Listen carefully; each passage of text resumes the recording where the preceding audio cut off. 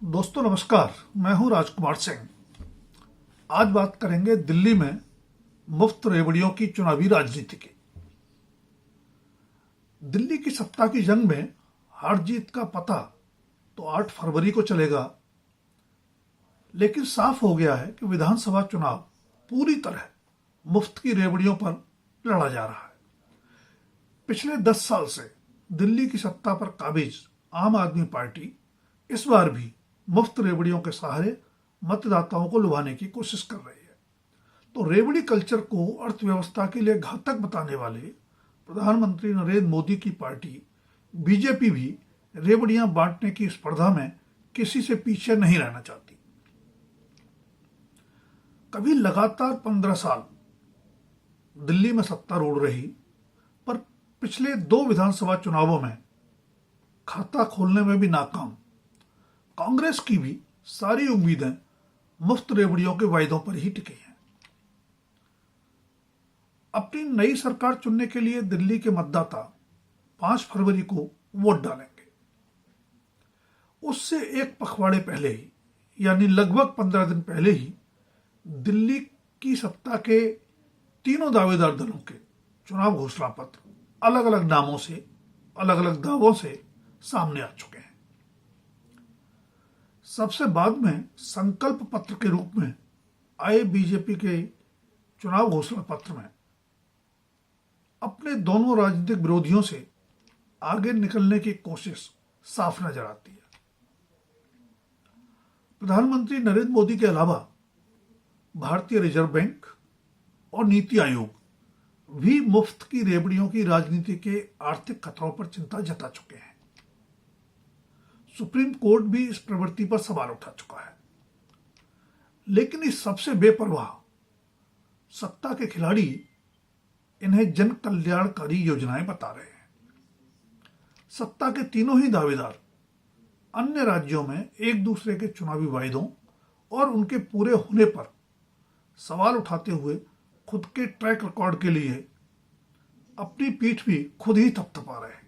मसलन 17 जनवरी को संकल्प पत्र जारी करते हुए बीजेपी के राष्ट्रीय अध्यक्ष जेपी नड्डा ने दावा किया कि 500 में से 499 चुनावी वायदे पूरा करने के साथ ही उनकी पार्टी का ट्रैक रिकॉर्ड इस मामले में सबसे बेहतर है। जबकि कांग्रेस और आम आदमी पार्टी लोकसभा चुनाव से लेकर तमाम विधानसभा चुनाव वाले राज्यों में बीजेपी के अधूरी चुनावी वायदों की फहरिस्त गिना रहे हैं। बीजेपी भी पंजाब में आम आदमी पार्टी तथा हिमाचल प्रदेश और कर्नाटक में कांग्रेस के चुनावी वायदों को अधूरा बता रही है।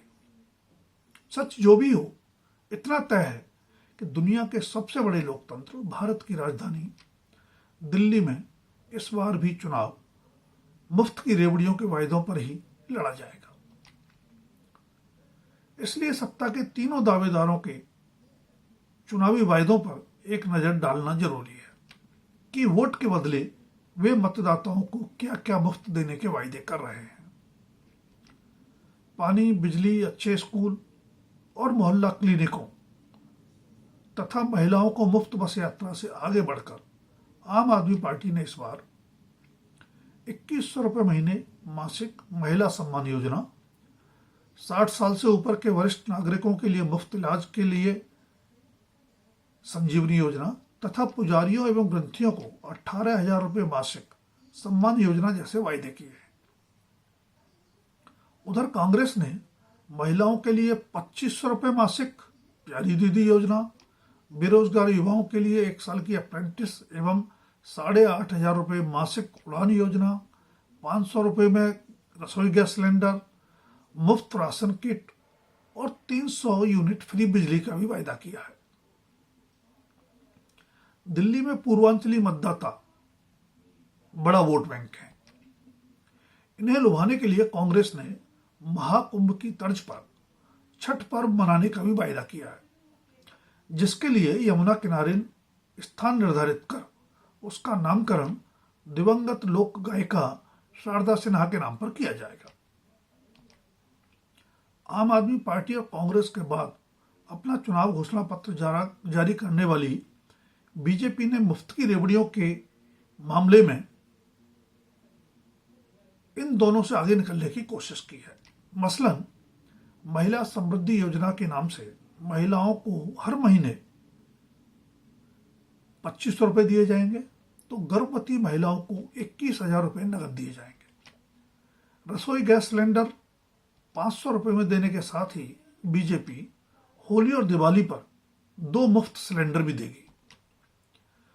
60 से 70 साल की उम्र तक के बुजुर्गों की पेंशन 2,000 रुपए से बढ़ाकर 2,500 रुपए करने तथा 70 साल से अधिक उम्र वाले बुजुर्गों, विधवाओं और दिव्यांगों को 3,000 रुपए महीना पेंशन देने का वायदा भी बीजेपी ने किया है।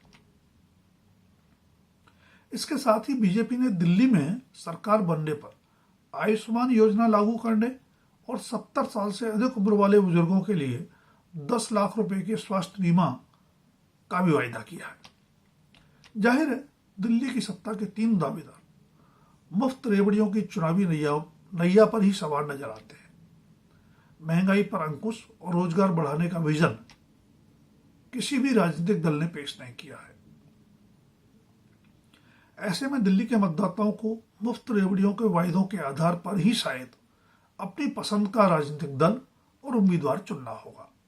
हाँ, इसमें उनका राजनीतिक रुझान और संबंधित दल की वायदे पूरे करने की विश्वसनीयता एक निर्णायक कारक बन सकता है, पर उन्हें यह भी याद रखना होगा कि मुफ्त की रेवड़ियों की इसी राजनीति के चलते कभी लगभग 14 लाख करोड़ रुपए सरप्लस होने वाला दिल्ली का बजट अब मात्र 1400 करोड़ रुपए सरप्लस रह गया है। कहना नहीं होगा कि देश की राजधानी दिल्ली की यह चुनावी तस्वीर मुफ्त रेवड़ियों की चुनावी राजनीति से मुक्ति की उम्मीद तो नहीं जगाती। इसलिए राज्यों पर बढ़ते कर्ज के बोझ से के कम होने की उम्मीद भी नहीं की जानी चाहिए। वैसे राज्य पर कर्ज का बोझ अंततः नागरिकों पर ही कर्ज का बोझ है। दोस्तों, अगर वीडियो पसंद आए तो लाइक, शेयर और सब्सक्राइब अवश्य करें। अपनी राय भी कमेंट बॉक्स में दें। धन्यवाद। अभी के लिए इतना ही। जल्द फिर मिलेंगे किसी नए विषय के साथ।